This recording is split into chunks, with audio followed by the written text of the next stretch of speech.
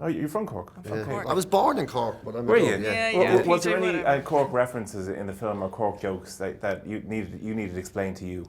There wasn't actually. I think because the film now, there was a few. It's on set. Like stuff people talk about things on set, and I'm like, I have no idea Really? what's going on. Yeah, certain things like I didn't know what a fla was, and I didn't know. Like somebody when they were talking about the young lads getting their bazzers done, I was like, Oh, yeah, yeah. whatever. So it took me. I had to get Can the you lingo. translate? Yeah, just in so a second? fla is somebody who's really good looking. So that's, Right. a fla. I don't know who was calling you fla, but anyway, we'll figure No, it it wasn't me. I was, as usual, listening into other people's conversations. And a bazzer is a haircut. Okay. Yeah, there's What are these actually- haircuts?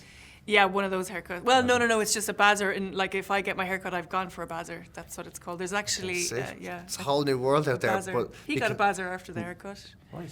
After Yeah. the haircut, sorry, after filming, you got a bazzer. I did. I got a full-on bazzer. Yeah. There you go.